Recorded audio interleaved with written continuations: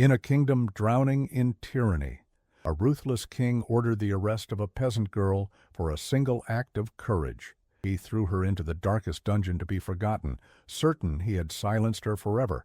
But what this king didn't know was that he had just made the mistake that would cost him everything, because the peasant girl he condemned was the true heir to the throne.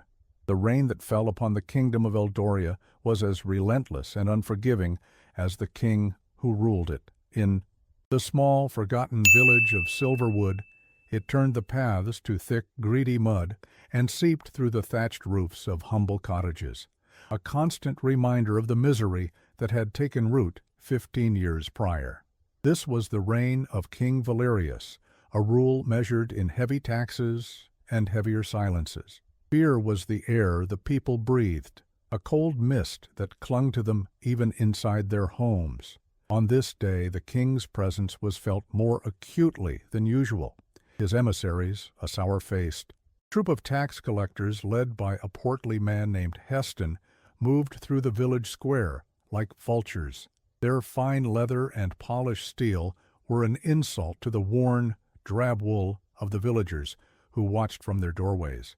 Heston, a man whose cruelty was matched only by his ambition, carried a ledger that held the fate of every family. He stopped before the cottage of the weaver, a widower named Finn with 2 small children whose faces were pale with hunger. He declared that Finn was short on his grain tax, a tax that had been doubled just a season ago. The weaver, his hands trembling, pleaded with the collector. He explained that the harvest had been poor, the rains too heavy. He offered what little coin he had, but Heston scoffed, his eyes fixed on the last sack of grain, visible just inside the doorway, the family's only shield against the coming winter. The collector gestured to his guards, who moved forward to seize it. It was then that a figure stepped out from the small crowd. It was a young woman, Lyra. She was not a warrior nor a noble. Her dress was as simple as any other, her hands accustomed to the work of the village. Yet there was a stillness in her bearing, a quiet fire in her eyes that made the guards pause. She moved to stand between the collectors and the weaver's door, her posture respectful, but her presence an undeniable barrier. The narrator conveyed the shock that rippled through the onlookers. To speak out was to invite ruin. Lyra's voice, when it came, was not loud, but it carried with a strange clarity over the hushed square. She addressed Heston directly, informing him that, according to the Old Kingdom Charter, the one ratified by King Alistair himself, no village could be taxed beyond 1/10 of its harvest in a time of famine. She stated that to take the weaver's last sack of grain was not just cruel, but unlawful. Heston's face, at first surprised, twisted into a mask of pure contempt. He asked with a sneer where a simple peasant girl had learned of royal charters. Lyra calmly replied that she remembered it from the old stories, tales told to ensure the past was not forgotten. The crowd murmured, a flicker of forgotten pride stirring in their hearts. For a moment Heston was thrown off balance by her unshakable confidence, by the simple, irrefutable truth in her words. His authority was being challenged not with a sword, but with a memory. His humiliation quickly curdled into rage. He shouted that the only law in Eldoria was the word of King Valerius. He shoved Lyra aside, a move of such casual brutality that the crowd gasped. He ordered his men to take the grain and to teach the weaver a lesson for hiding behind a woman's skirts. But as the guards lunged forward, another presence announced itself. The sound of a lone horse, ridden at a steady, imposing pace, silenced the square. The rider was clad in the black and gray steel of the Royal Guard, his expression colder than the rain. It was Captain Cale, the infamous head of the king's personal guard, a man known to be the king's own shadow. His arrival meant that a small village matter had escalated into something far more serious.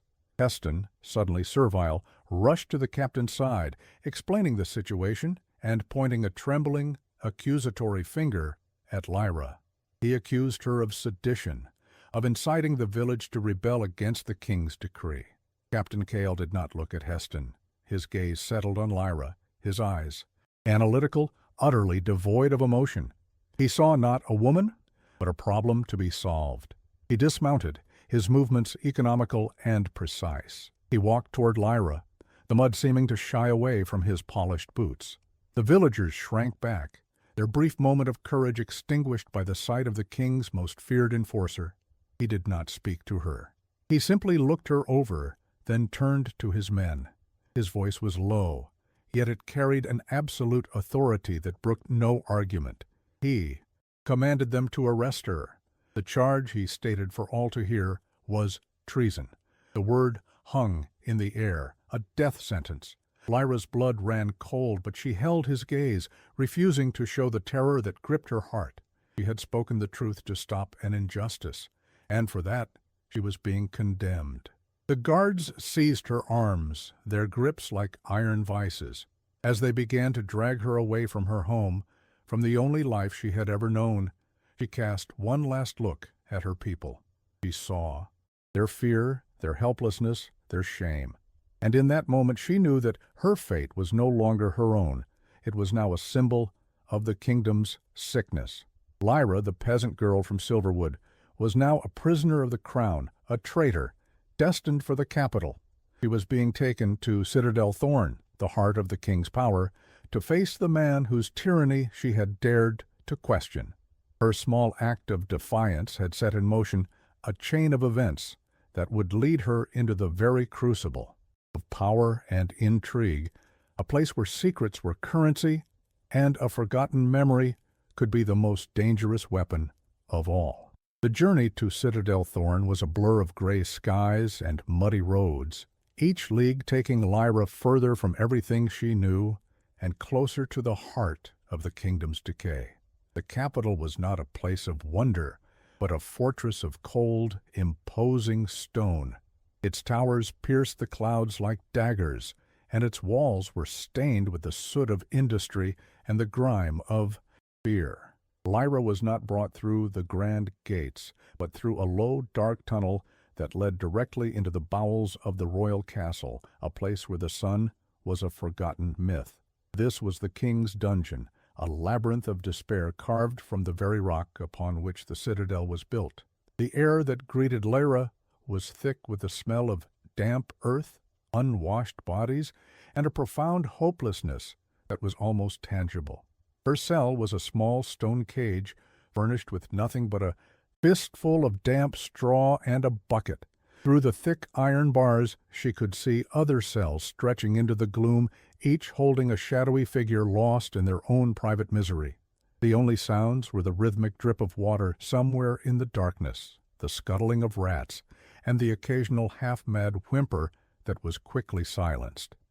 In the first few days, Lyra learned the cruel rhythms of this place.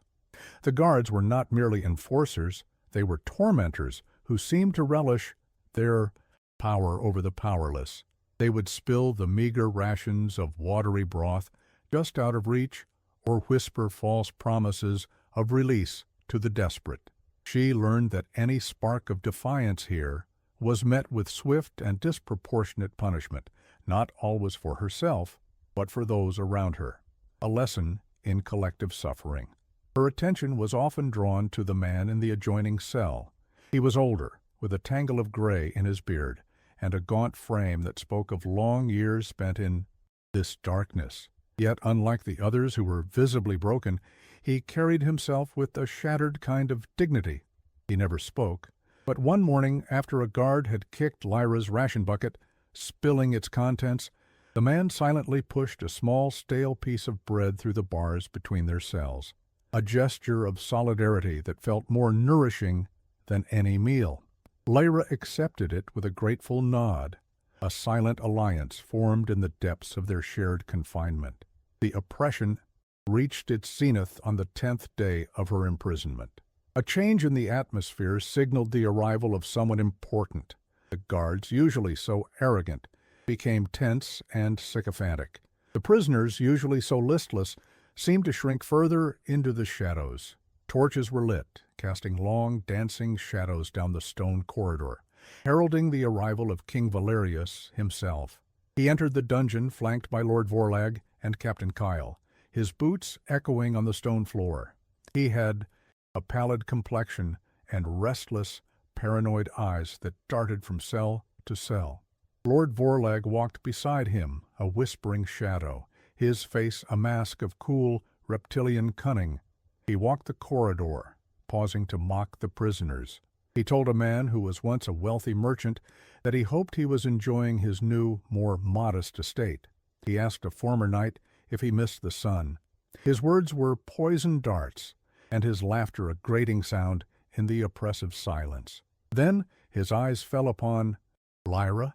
He stopped, and Lord Vorlag whispered something in his ear, presumably her identity as the peasant from Silverwood who had spoken of old laws.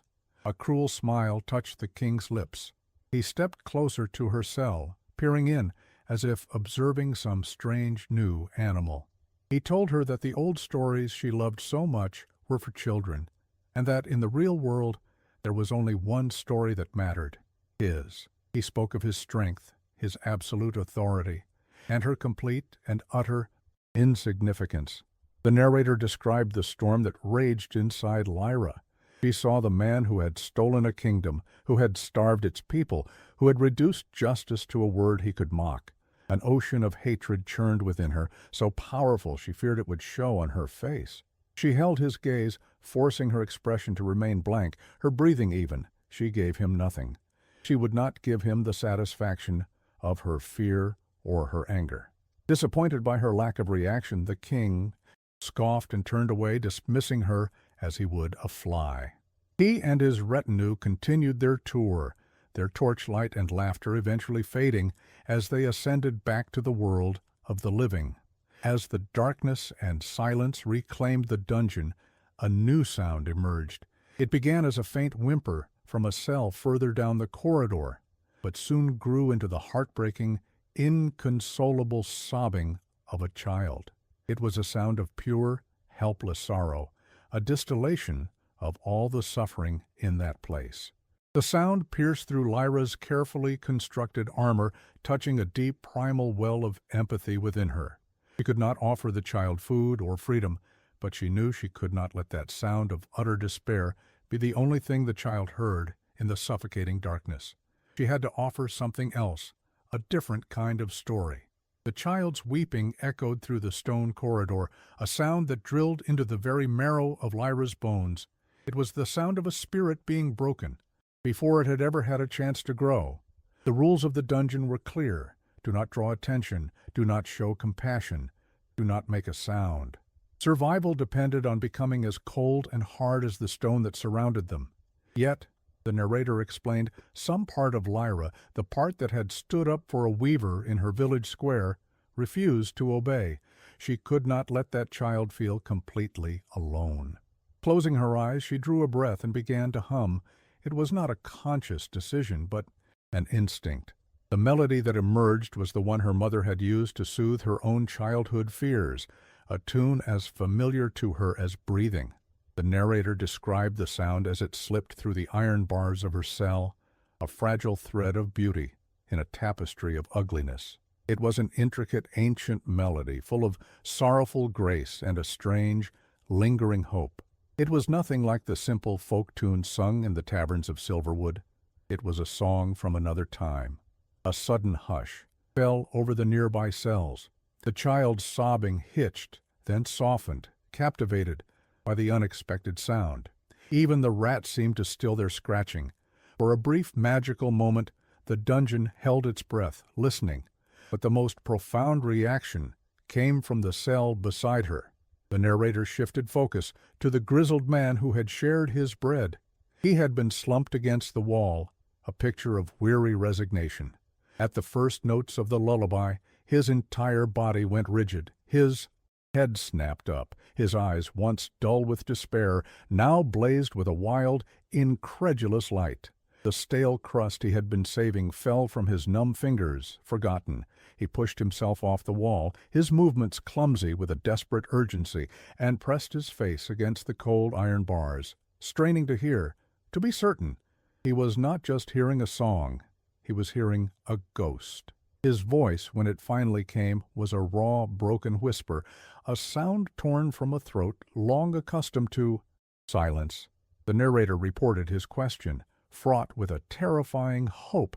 He asked her where she had learned that tune. Lyra stopped humming, startled. The dungeon spell was broken. She was wary, her instincts screaming at her not to engage, not to reveal anything of herself. She answered simply that it was a song her mother had taught her. The man shook his head, his knuckles white where he gripped the bars. He insisted it was not possible. He told her that was no common song. That was the lullaby of the lost star.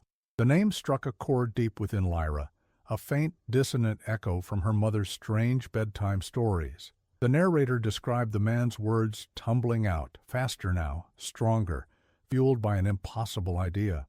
He explained that the lullaby had been written by Queen Annalise for her only child, the infant Princess Aurelia, just weeks before the great fire that had claimed both the king and his heir. It was a secret melody, a piece of the royal family's heart, known only to them and their most trusted inner circle. Lyra's own heart began to hammer against her ribs. The narrator painted the scene of her mind racing, trying to connect the pieces. Her mother's stories.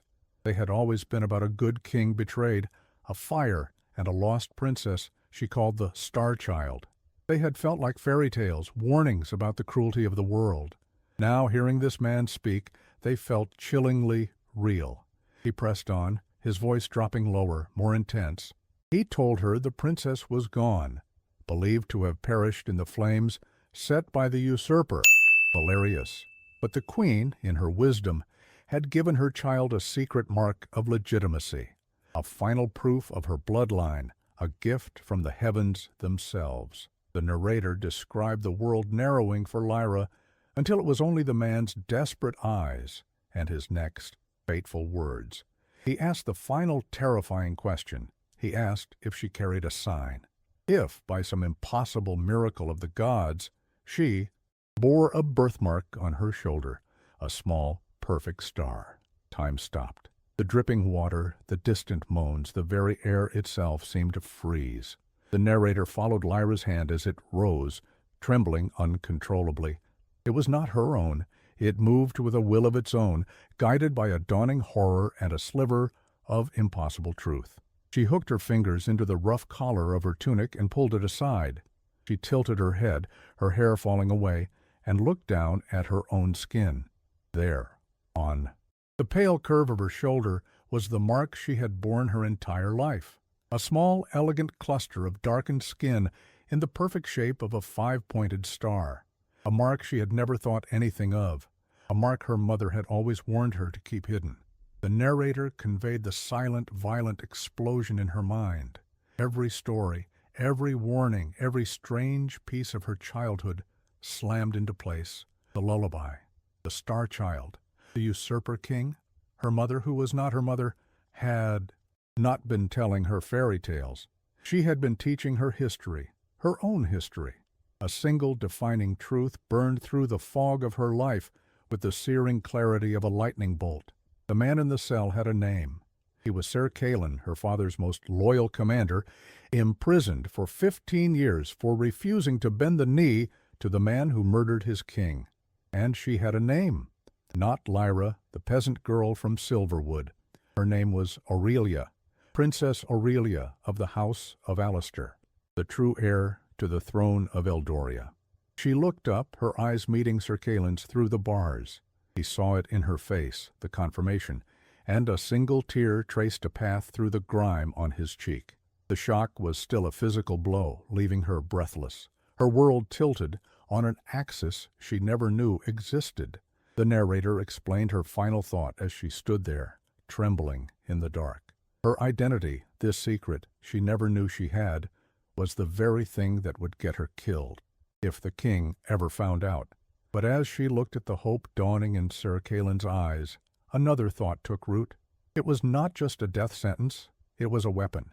The shock of the revelation lingered in the stale dungeon air for days, a silent, vibrating cord between two cells. The narrator explained that for Lyra, the world had been unmade and then remade into a terrifying new shape. The simple peasant girl who had been arrested in Silverwood was a ghost, a fiction. In her place, a new consciousness was awakening, one that wore the name Aurelia. The name felt heavy, like a crown of lead, and the fear it brought was a cold, deep ocean. The king she had defied was not just a distant tyrant, he was the murderer of her family, the usurper of her throne.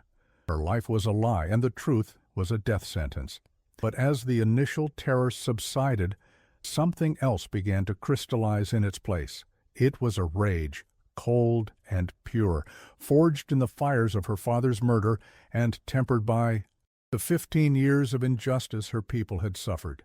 The narrator described this change not as a sudden storm, but as the slow, inexorable freezing of a lake. The fear was still there, deep beneath the surface, but the top layer was becoming solid, hard, and clear. The helplessness she had felt began to recede, replaced by a silent, unshakable resolve. She was the daughter of King Alistair. She was the rightful queen of Eldoria, and she would not die in this cell. Late one night, when the snores of the guards echoed down the corridor, Sir Caelan's voice came as a hoarse whisper through the bars. He did not call her Lyra.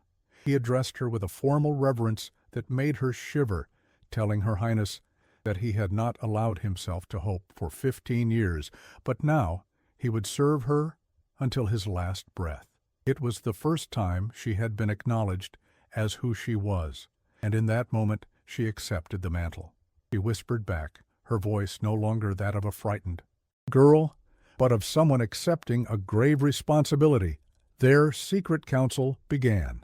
The narrator detailed their whispered conversations, a nightly ritual that became their lifeline. They were a strange but potent alliance. Sir Caelan was the strategist, the living memory of the old court. He knew the architecture of power, the weaknesses of the noble houses, the names of men and women who had loved King Alistair and now served his murderer with quiet resentment. He spoke of House Grayson, honorable but cautious, of Lady Anya, a distant cousin to the Queen with influence among the court ladies, and of the disgraced royal historian Ilara, who lived in the city, her knowledge of genealogies and prophecies now considered a dangerous liability by the new regime. Aurelia, in turn, was the keeper of lost secrets. The narrator explained how the stories her adoptive mother had told her were now revealed to be a breathtakingly detailed oral history. She recalled songs that were actually coded messages, tales of heroic animals that were allegories for noble houses and their secret oaths. She remembered a story about a great lion, her father, and a loyal silver wolf, Lord Grayson, who had sworn a sacred oath by the light of a falling star to always protect the lion's bloodline. It was a detail so deep in the past that even Sir Caelan had forgotten it, a piece of leverage that could be the key to securing their allegiance. As they spoke, a subtle shift occurred. At first, Aurelia listened, absorbing Caelan's knowledge, but soon her own sharp analytical mind began to take command. The narrator described how she would ask pointed questions, connecting a piece of his political knowledge with a fragment of her mother's lore in ways he had never considered. She was not merely a symbol to be rescued. She was a strategist in her own right. Sir Caelan found himself looking at her with a growing sense of awe. He saw her father's keen mind, her mother's indomitable spirit. He was not just serving a lost princess. He was advising his future queen. Their plan began to take shape, whispered in fragments through the stone and iron. The narrator clarified their goal.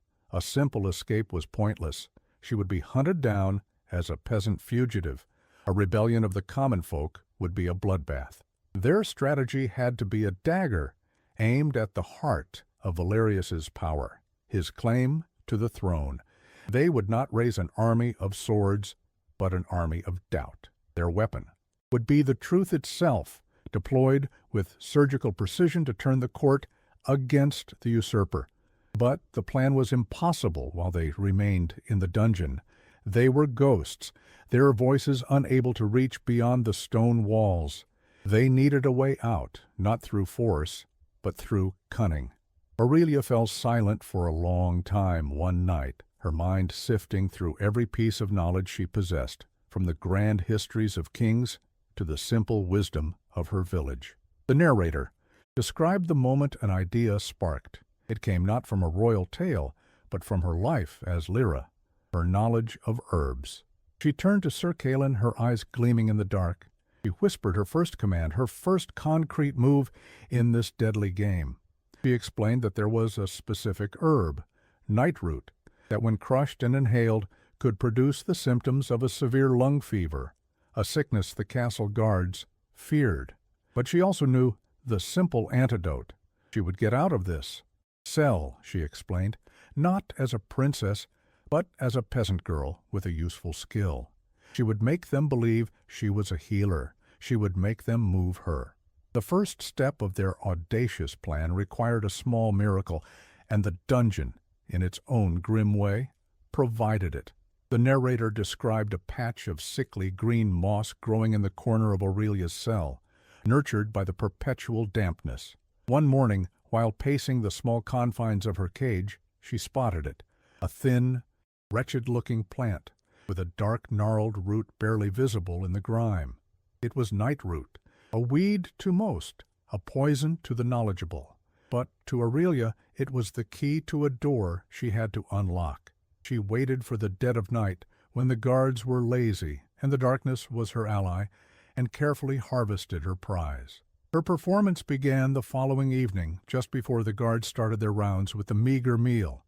The narrator detailed the quiet, deliberate way she crushed the dried root into a fine powder between two stones, shielding her actions with her body.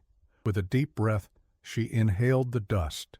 The effect was swift and violent. A dry, racking cough tore from her lungs, echoing unnaturally in the stone corridor. Her skin, already pale, took on a feverish, clammy sheen. Her breathing became a ragged, painful labor. She slumped against the wall, a convincing portrait of a woman succumbing to the dreaded lung fever.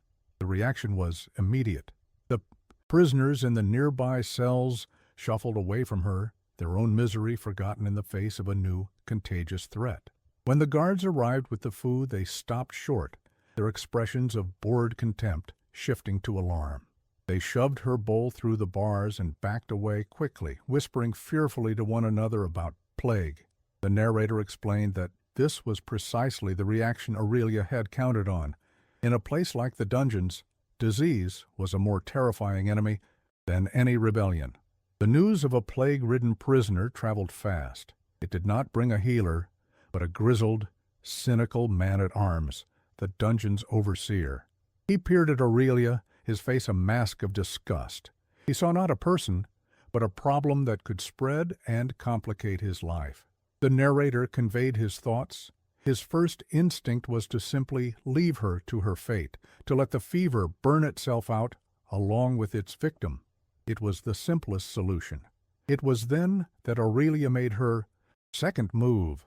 Through what seemed like a monumental effort, she lifted her head and spoke, her voice a strained, broken whisper.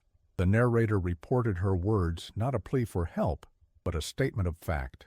She told the overseer that this was a common village ailment and that she knew the cure. She spoke of willow bark and fireflower, simple remedies that a peasant would know. She was not asking for a physician. She was offering a solution, playing on their arrogance and their desire for an easy resolution. The overseer was skeptical, but also intrigued. The idea of a magical peasant cure was laughable, but the alternative was dealing with a plague and the king's displeasure. He decided to grant her strange request. A guard was dispatched and returned with a handful of the common herbs she had named. With trembling hands, Aurelia crushed them and mixed them with her water ration, drinking the bitter concoction slowly. The narrator described the slow, methodical nature of her prompt recovery over the next day. Her breathing eased, the feverish sweat subsided, the violent cough softened into nothing. To the guards and the overseer, it was a minor miracle, a piece of useful peasant magic. They now saw her not as a dying prisoner, but as an asset. A report was filed noting the seditious peasant from Silverwood possessed a strange but effective knowledge of healing. That report, a simple administrative note, changed everything. The narrator explained that fate, it seemed, was now an active conspirator in her plan. In the castle kitchens, a wave of sickness had been spreading among the staff, slowing the preparations for the king's upcoming anniversary feast. The head cook, a formidable and perpetually stressed woman named Marta, was desperate. When she heard the rumor of a peasant girl in the dungeon who could cure the lung fever, she saw a solution. She put in a request, arguing that the girl would be more useful turning a spit than rotting in a cell. The transfer was approved without a second thought. A single prisoner was insignificant. The king's feast was not. The narrator painted the sensory shock as Aurelia was led from the cold, gray silence of the dungeon into the chaotic, vibrant heat of the castle kitchens. The air was thick with the smell of roasting meat, baking bread, and 100 other scents she had forgotten. It was a cacophony of clanging pots, shouting cooks, and scurrying servants. This was a new kind of prison, one of endless, grueling work, but it was a prison with pathways. She was no longer isolated. She was inside the castle's circulatory system. She played her part perfectly. She kept her head down, her eyes on the floor. She was Lyra, the meek and grateful servant, saved from the dungeon by a stroke of luck. She scrubbed floors, washed mountains of dishes, and spoke only when spoken to. But beneath her submissive exterior, her mind was a razor. The narrator described how she was observing everything. The hierarchies of the staff, the delivery routes of supplies, the patterns of the guards, and most importantly, the endless river of gossip that flowed through the servant class. Her first breakthrough came a few days later while she was scrubbing a stone floor near the pantry. 2 servants were gossiping as they sorted vegetables. The narrator relayed their conversation. They spoke excitedly of the king's anniversary feast, and then one mentioned the strange requests coming from Alara, the reclusive old historian. The servant complained that she was asking for deliveries of specific flowers, obscure blooms that were difficult to find. She wanted silverbell, king's tear, and a sprig of a rare climbing vine known as Loyalty's ivy. Aurelia's heart stopped. Ilara, the name Sir Calin had given her, and the flowers. They were not random. The narrator described Aurelia's mind flashing back to a story her mother had told her, a tale about how Queen Annalise used the language of flowers to send secret messages to her allies. Silverbell meant a truth revealed. King's tear meant sorrow and remembrance. And Loyalty's ivy, that meant I am here and I remember.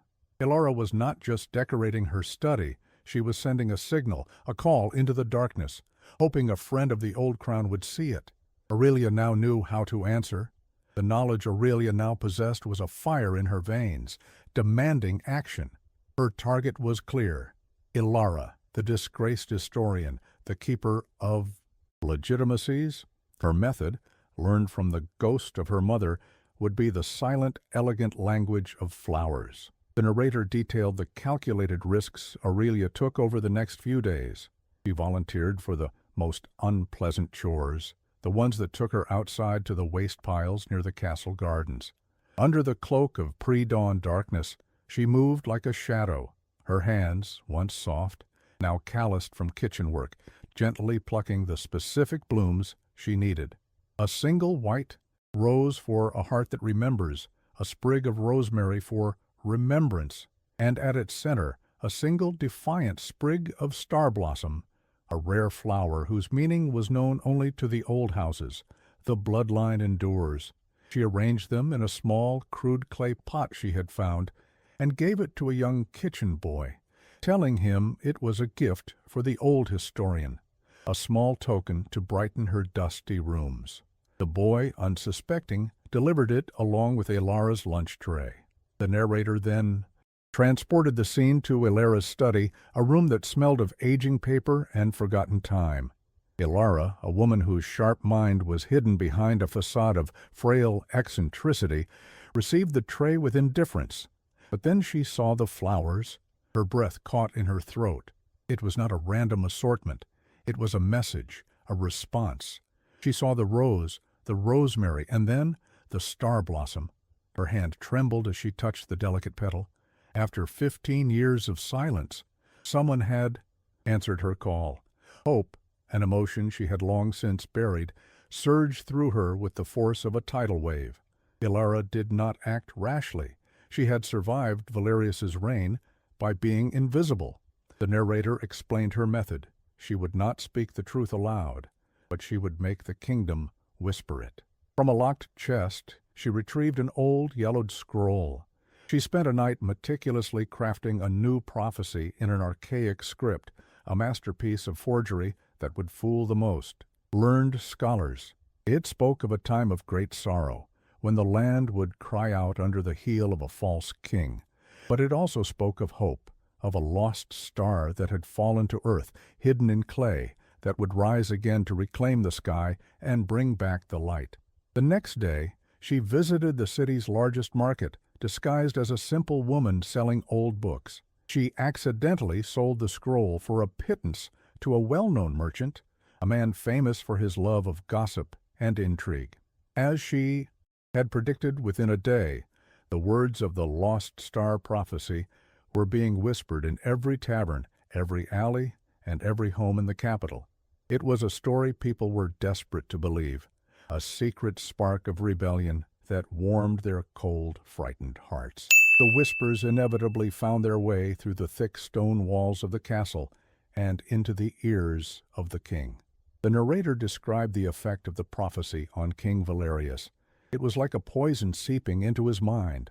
This talk of a lost star and a false king preyed upon his deepest insecurity, the illegitimacy of his rule.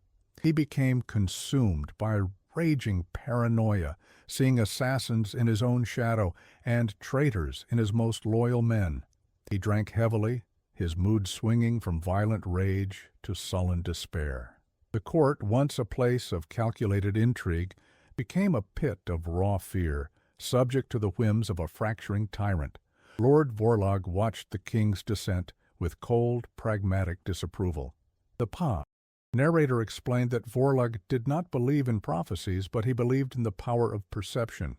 This rumor, this ghost story, was making the king look weak and crazed, which in turn weakened Vorlog's own position. He attempted to reason with Valerius, advising him to ignore the peasant whispers and project an image of unshakable strength. The conversation took place in the king's private chambers, a room filled with opulent tapestries that could not hide the stench of stale wine. The narrator reported the tense exchange. Valerius, his eyes wild, accused several prominent nobles of authoring the prophecy to undermine him. Vorlog calmly refuted the claims, stating that such accusations without proof would only create more enemies. The king, enraged by Vorlog's cool logic, turned his paranoia on his closest ally. He accused Vorlog of enjoying the chaos, perhaps even fanning the flames himself to increase his own influence. He questioned if his hand was becoming a bit too comfortable with power. The narrator described the moment a fissure appeared in their long-standing alliance. For the first time, Vorlog saw the full depth of the king's instability, and Valerius saw a flicker of contempt in the eyes of his most trusted servant. The trust between them, the very foundation of their power, was cracking under the weight of a ghost story started by a girl no one even knew existed. Sensing the immediate danger of the king's paranoia, Lord Vorlog knew he had to take decisive action to restore a sense of order and dominance. He made a proposal, framing it as a masterful political move. He told the king they should proceed with the feast celebrating the 15th anniversary of his ascension to the throne. It should be the most magnificent event the kingdom had ever seen. The narrator detailed Vorlog's argument. It would be a defiant display of power and wealth, a clear message to the nobles and the common folk that the king's reign was secure and prosperous. It would crush the whispers under the sheer weight of spectacle and force the court to reaffirm their loyalty. Valerius seized upon the idea, his ego momentarily soothed by the prospect of such a grand display. Orders were immediately given.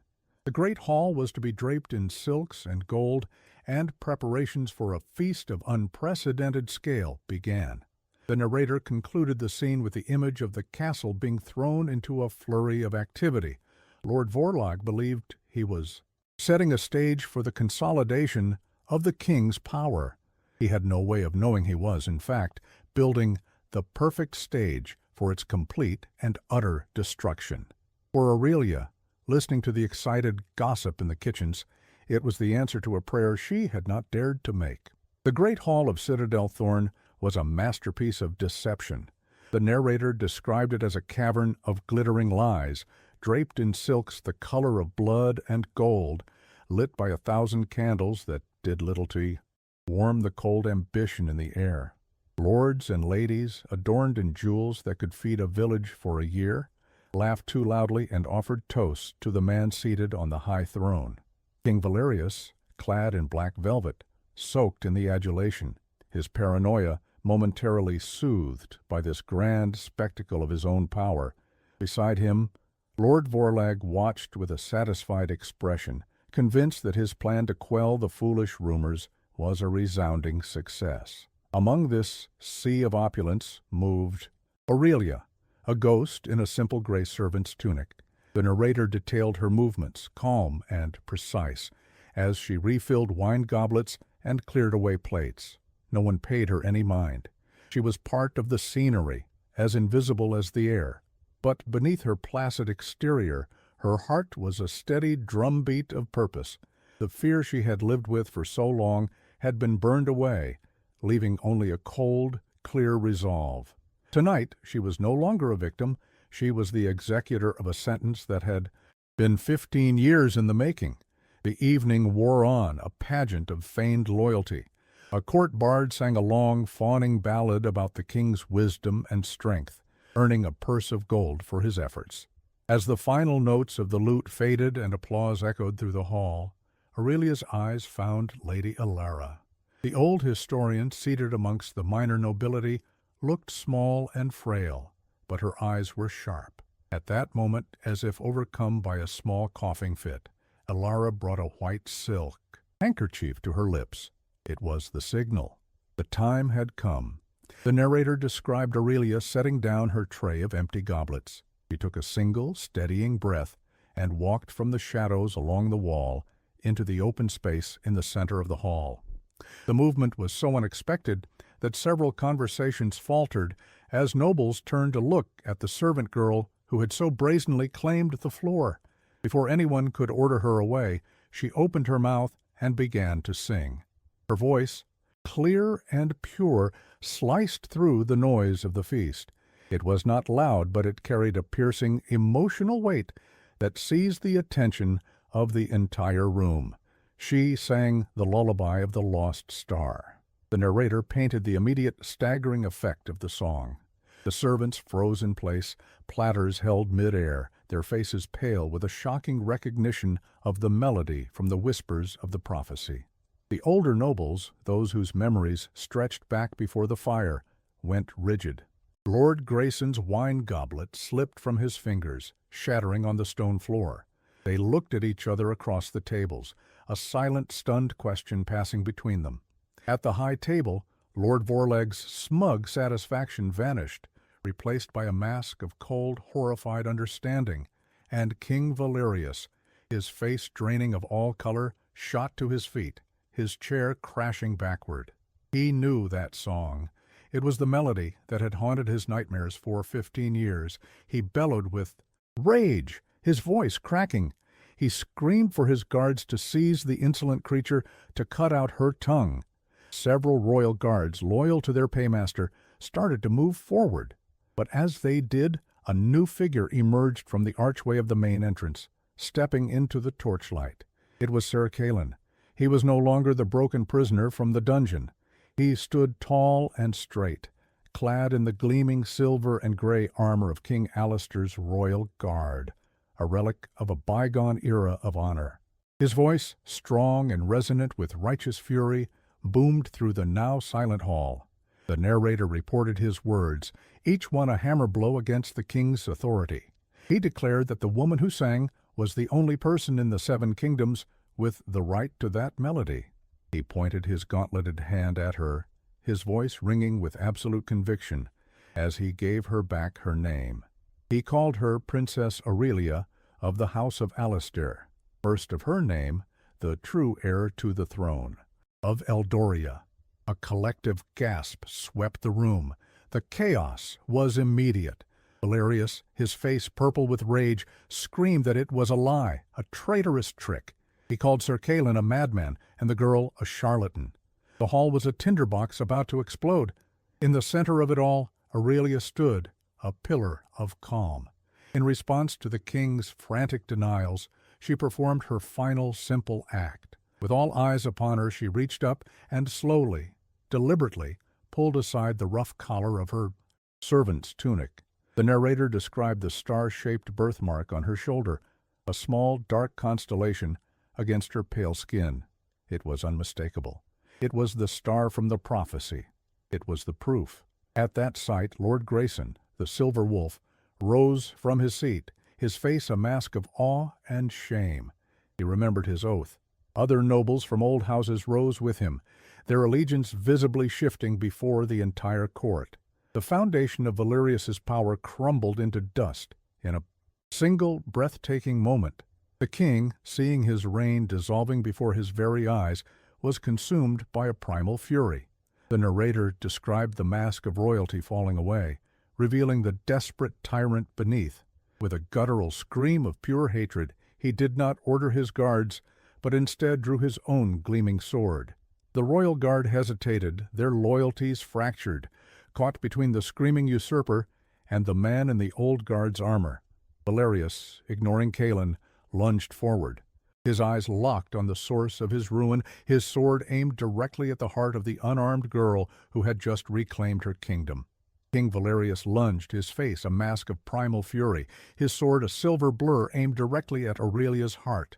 The narrator explained that in that moment, he was no longer a king, but a cornered animal, seeking only to destroy the source of his ruin.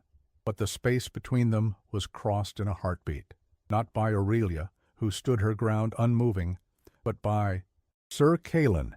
The clash of steel was not the prolonged ring of a duel, but a single, sharp, declarative sound. Calin, fueled by 15 years of righteous rage, moved with a speed and precision that belied his age. He did not meet Valerius's clumsy, rage-filled strike with one of his own. He simply sidestepped, his own blade a blur, and struck the king's sword hand with the flat of his blade. The king's sword clattered to the stone floor. The force of the blow sent Valerius stumbling forward, his momentum carrying him to his knees before Aurelia. He was disarmed, he was defeated, he was humiliated before the entire court. The narrator described this as the true moment the reign ended, not with a treaty or a battle, but with a single, elegant act of defiance that exposed the king as a weak and desperate man. This public, pathetic defeat was the signal that shattered the remaining loyalties of the royal guard. They had served a man they feared, a man of power. Now they saw only a kneeling, disarmed tyrant. Several guards who had been moving to obey his orders stopped dead in their tracks, their expressions shifting from obedience to contempt. A handful of others, their consciences finally winning out, moved to stand behind Sir Calin, their swords now pointed not at the crowd, but at the man on the floor. The coup was over. The narrator focused on Valerius, now a king in name only. He scrabbled for his fallen sword, but a heavy guard's boot slammed down upon his hand, pinning it to the floor. He let out a yelp of pain and fury. He began to scream, his voice raw with despair. He screamed threats, promising death to all who had betrayed him. He screamed promises, offering titles and gold to any who would help him. But his words were hollow, meaningless. The power had left him. No one feared his threats, and no one wanted his tainted gold. He was simply a man in expensive clothes, kneeling in the ruins of his own making. Aurelia took a step forward, the crowd parting before her. She looked down at the man who had murdered her father and mother, stolen her throne, and left her to rot in his dungeon. Her voice, when she spoke, was not filled with the fire of vengeance, but with the cold, clear weight of justice. The narrator reported her words, each one falling like a stone into the silent hall. She spoke of his crimes, not just against her family, but against every starving villager and falsely imprisoned citizen in Eldoria. Aurelia commanded the guards to take him away. She decreed that he would not be granted the swift release of an executioner's axe. Instead, he was to be taken to the deepest, coldest cell in the dungeon, the very cell she had once occupied. He would live out the rest of his days in darkness and filth, forgotten by the world, left with nothing but the ghosts of his own crimes for company. As the guards hauled the now sobbing, pleading Valerius to his feet and dragged him from the hall, a collective sigh of relief, of a burden lifted, seemed to pass through the room. While all eyes had been fixed on the high drama of the king, Lord Vorlag had been attempting his own escape. The narrator followed his slithering movements as he tried to use the chaos to slip away through a servant's passage. He was a creature of the shadows, a survivor who always had an escape route. He nearly made it to the door, his hand reaching for the latch, but his path was blocked, not by knights or guards, but by a line of kitchen staff, scullery maids, and servants. They stood there, their faces hard, their eyes filled with a cold, long, simmering anger. At their head stood Marta, the formidable head cook, holding a heavy iron soup ladle, not like a kitchen utensil, but like a mace. The narrator described the scene. Lord Vorlag, the architect of so much misery, the man who saw these people as less than human, was now trapped by them. He looked at their determined faces and knew there was no escape. They did not touch him, but they formed an unbreakable human wall, their silent judgment more intimidating than any drawn sword. They held him there until Sir Calin sent guards to take him into custody, his fate to be decided by the very people he had so long oppressed. The great hall, once a symbol of a tyrant's power, was now a scene of chaotic liberation. The usurper was gone. His chief architect was captured. The nobles stood in stunned, uncertain clusters. The guards waited for orders, and everyone from the highest lord to the lowest servant turned their eyes to the one figure of authority left standing. The young woman, in a simple gray tunic, her face illuminated by the light of 1,000 candles, her shoulders finally ready for the weight of a crown. The great hall, moments ago a stage for a tyrant's downfall, was now a vacuum of power, filled with a stunned and uncertain silence. The narrator explained that every person in that room, from the highest noble to the lowest kitchen servant, was holding their breath, their eyes fixed on the young woman in the center of it all. She was no longer a servant, no longer a myth from a prophecy. She was a stark and sudden reality, and the future of the entire kingdom rested on her next words. The weight of their expectation was a physical force, a pressure that could have crushed anyone. But Aurelia did not waver. The peasant girl who had feared a tax collector was gone. The princess who had trembled in a dungeon was gone. In their place stood a queen. She did not move towards the empty, imposing throne. To do so would have been to claim a prize. Instead, she remained on the floor of the hall, on the same level as everyone else, a symbolic gesture that was not lost on the crowd. The narrator described her as she surveyed the room, her gaze meeting the eyes of nobles, guards, and servants alike. When she spoke, her voice was not the booming command of a ruler, but the clear, steady voice of a leader. She began not with a declaration of her own glory, but with an acknowledgment of their collective pain. The narrator reported her words as she spoke of the 15 long years of fear, of the unjust laws, and the quiet suffering that had permeated the land under the shadow of the usurper. She honored the memory of her father, King Alistair, but she made it clear that her goal was not simply to turn back time. It was to build a better future from the ashes of the past. Then came her first official decree as Queen of Eldoria. With the full authority of the crown she had yet to wear, she declared that all of Valerius's punitive taxes, the laws that had bled the common folk dry, were immediately and irrevocably abolished. A wave of audible relief and joyous murmurs swept through the servants and guards gathered in the hall. It was a masterstroke, a clear and tangible signal that this would be a reign of prosperity, not plunder.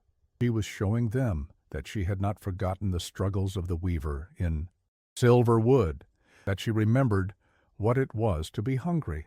She then turned her attention to the concept of justice. She announced that there would be no bloody purges, no indiscriminate vengeance. Lord Vorlag and the other architects of Valerius's cruelty, she declared, would face a fair and public trial, their crimes laid bare for all to see. Their guilt would be decided by a council of just minds, not by the whim of a monarch. This promise of law over personal retribution established her reign on a foundation of integrity, earning the cautious respect of the very nobles who had, moments before, feared for their lives. She offered them not a threat, but a choice. Help her heal the kingdom, and they would have a place in the new Eldoria. The narrator reflected on the profound transformation that had taken place. This wisdom did not come from a royal upbringing she never had. It came from her life as Lyra. Her suffering had not broken her. It had made her. Her time in the dungeon had taught her the true meaning of powerlessness, and her life in a humble village had taught her the true value of community. It was the peasant girl who was now teaching the princess how to be a queen. With her authority established, she began to act. She called Sir Calin to her side, and before the entire court she named him Lord Commander of the Queen's Guard, restoring his honor and placing the kingdom's protection in the hands of a man of unimpeachable loyalty. Next, she summoned a stunned Lady Alara, raising her from minor nobility to the position of royal advisor, signaling that her reign would value wisdom and history over flattery and ambition. Finally, she addressed the guards, commanding them to secure the castle and the city, but with a new directive: to protect the people, not to rule over them. Later that night, after the hall had been cleared and a semblance of order restored, Aurelia found herself alone in the vast, silent throne room. The narrator described her walking slowly towards the high throne, the seat of her father. She did not sit. She simply stood before it, her hand resting on the cool stone arm. She looked at the empty seat and felt the full, crushing weight of the responsibility she had just claimed. She was no longer fighting against something. She was now fighting for something, for every person in her kingdom. She closed her eyes and made a silent vow, not to her ancestors or to the gods, but to the people she now led. She would not fail them.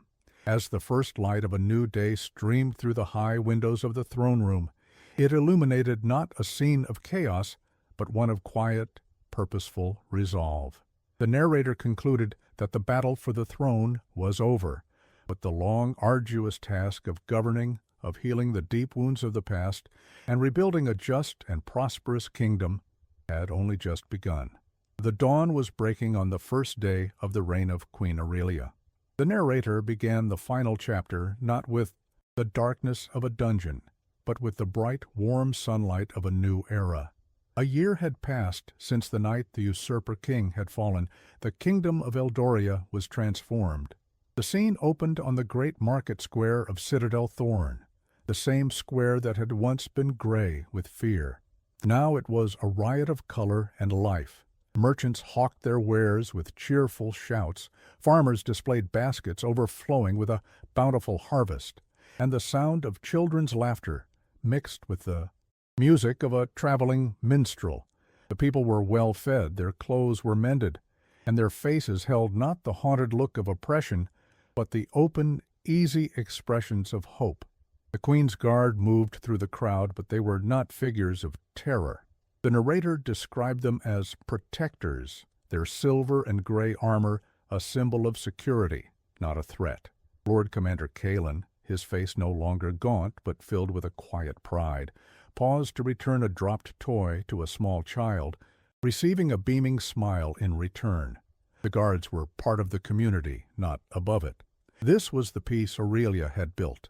The scene then shifted to the small council chamber within the castle. The room itself was symbolic of the new reign. Gone was the long, imposing table designed to place the monarch at its head. In its place was a large, round table of polished oak, where the queen sat as an equal among her advisers. The narrator described Queen Aurelia, dressed in simple but elegant royal blue, listening intently as her council debated. They were not discussing treason or plots, but a proposal to build new granaries to protect against future famines and a new charter to support the artisans' guilds. Lady Alara, her eyes bright with intellectual fervor, argued for the historical precedent of the charter. Lord Grayson, his loyalty now absolute, spoke of the trade implications. Aurelia listened to them all, weighing their words. The narrator reported her final decision, a compromise that was both practical and compassionate. She approved the charter, but amended it with a clause drawn from her own memory of life in Silverwood, ensuring that a portion of the guild's profits would go toward apprenticeships for the poor. It was the decision of a ruler who had never forgotten what it felt to have nothing. She led not by divine right alone, but by lived experience. Later that day, as the sun began to set, casting long, golden rays over the city, Aurelia stood alone on the highest battlements of the castle. The narrator described the gentle breeze that stirred her hair as she looked out over her kingdom. Below her, the city was alive, its lights twinkling on like a new constellation.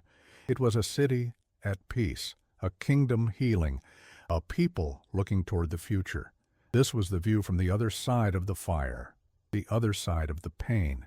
It was the quiet, profound satisfaction of a victory that was truly earned. The narrator began the final reflection, summation of her incredible journey. The story of Aurelia was the story of how the most powerful things in the world can be born from the most humble of beginnings. A peasant girl's memory became the key to a kingdom. A lullaby became a revolutionary anthem. A quiet act of courage in a village square toppled a throne. They had tried to bury her, not knowing she was a seed. They had tried to silence her, not knowing her voice was the sound of justice itself. She had endured the worst of humanity and had chosen not to replicate its cruelty, but to answer it with wisdom, strength, and grace. Her story, a testament to the unbreakable spirit, is now complete. If her journey from the dungeon to the throne has inspired you, the narrator invites you to help more stories like hers take root and flourish. Click that subscribe button and become part of the council that ensures these legends are never forgotten. A faint, peaceful smile touched her lips as she watched the last light of day give way to the stars. She was no longer Lyra the survivor or Aurelia the lost princess. She was the queen of the new dawn, a fixed point of hope in the sky of her people. The camera held on her for a long moment, a solitary, powerful figure of peace, before slowly pulling back, leaving her there against the vast, darkening sky, her triumph absolute and complete.